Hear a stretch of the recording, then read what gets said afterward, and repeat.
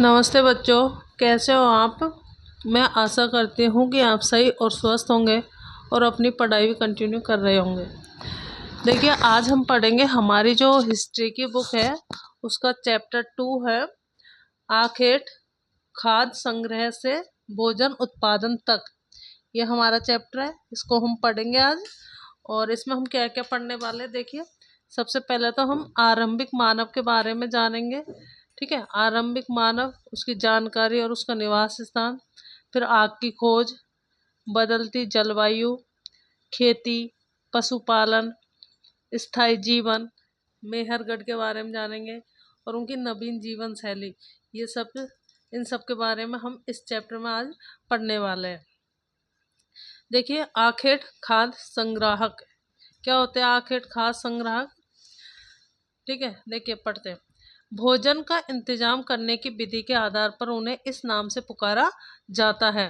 ठीक है, आखेट खाद्य संग्राहक क्या है। भोजन का इंतजाम, वो आखेट यानी शिकार करके अपने लिए भोजन की व्यवस्था करते थे। ठीक है, तो इसीलिए इसको नाम दिया गया आखेट खाद्य संग्राहक। तो भोजन का इंतजाम करने की विधि के आधार पर ही उन्हें इस नाम से पुकारा जाता है। आमतौर पर वे खाने के लिए जंगली जानवरों का शिकार करते थे, जिसमें मछलियाँ और चिड़िया पकड़ते थे। फल, फूल, दाने, पौधे, पत्तियाँ, अंडे इकट्ठा किया करते थे।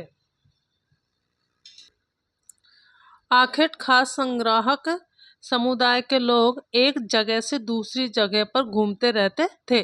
तो ये आखेट खाद्य संग्राहक समुदाय के जो लोग थे, अपनी भोजन की व्यवस्था करने के चक्कर में एक जगह से दूसरी जगह घूमते रहते थे। ठीक है, भोजन का इंतजाम करने के लिए।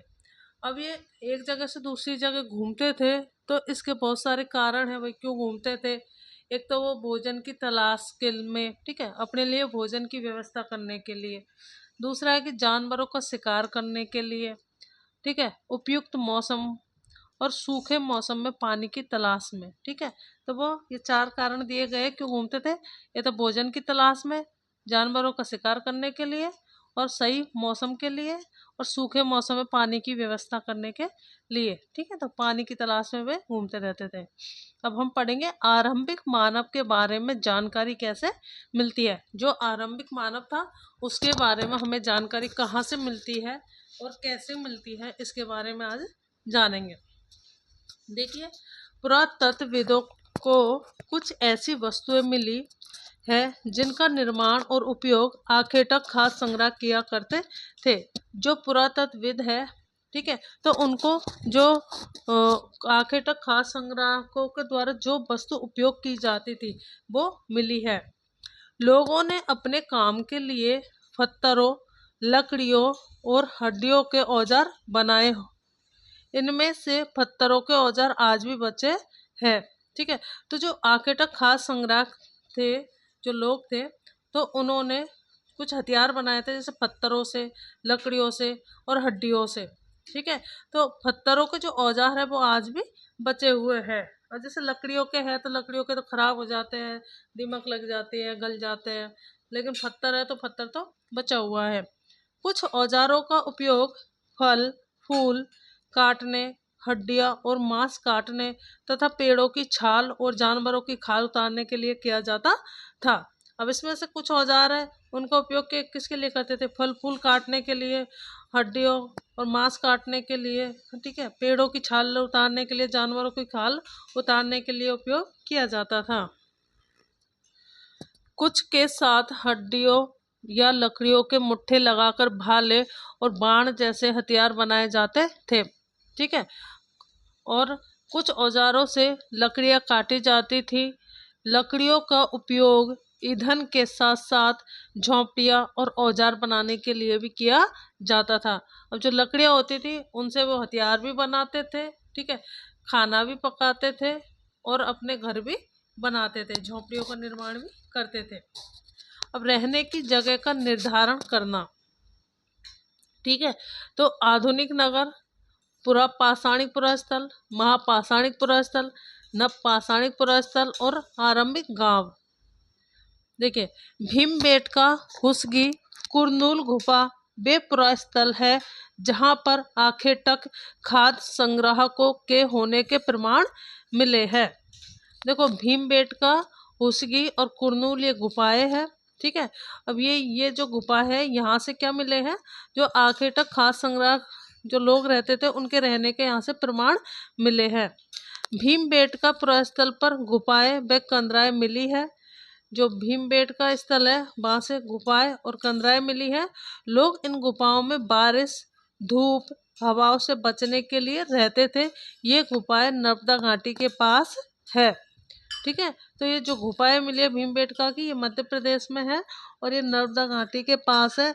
और ये गुफाएं जो कंदराएं है, इसमें जो आखेटक खास संग्राहक लोग थे वो बारिश से बचने के लिए, धूप से बचने के लिए, तेज आंधी तूफानों से बचने के लिए इन गुफाओं में रहते थे। ये गुफाएं नर्मदा घाटी के पास स्थित है।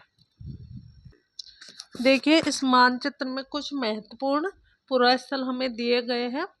जैसे ट्रायंगल शेप में बने हुए हैं। पहले पूरा पाषाणिक पुरास्थल। ठीक है, तो देखिए पूरा पाषाणिक पुरास्थल कहाँ कहाँ पर है। एक तो ये रहा भीमबेटका। ठीक है, जो भीमबेटका है ये कहाँ पर है, देखो ये नर्मदा नदी है और नर्मदा नदी के पास ये भीमबेटका है। ये कौन सा स्थल है, पूरा पाषाणिक पुरास्थल। तो भीमबेटका क्या है, पूरा पाषाणिक पुरास्थल। ठीक है, और हुसगी, ठीक है, और कुरनूल गुफाएं, ये क्या है, पूरा पाषाणिक पुरा स्थल। कौन कौन से पूरा पाषाणिक, एक भीमबेटका है, हुसगी और कुरनूल गुफाएं। ठीक है, ये कौन सी है, पूरा पाषाणिक पुरा स्थल है। ठीक है, अब नव पाषाणिक पुरा स्थल। अब जो आपको ये चौकोर चौकोर दिख रहे हैं, जैसे बुरझोम हो गया, इधर मेहरगढ़ हो गया, ये चिरांद, कौल्डी हवा, महागढ़ा। ठीक है, ये है हल्लूर और पेयमपल्ली। ये कैसे है, ये नव पाषाणिक पुरा स्थल है। ठीक है, ये चौकोर शेप में आपको दिख रहे हैं, बुरझोम, मेहरगढ़, चिरांद, कौल्डी हवा, महागढ़ा, हल्लूर और पेयमपल्ली। ये सब कौन से स्थल है, नव पाषाणिक पुरा स्थल। ठीक है, अब ये है जो गोल गोल है, ये है नव महापाषाणिक पुरा स्थल। महापाषाणिक पुरा स्थल देखिए कौन कौन से है, ये देखो ब्रह्मगिरी और आदि चंदलूर। ठीक है, ब्रह्मगिरी और आदि चंदलूर ये कौन से, महापाषाणिक पुरा स्थल।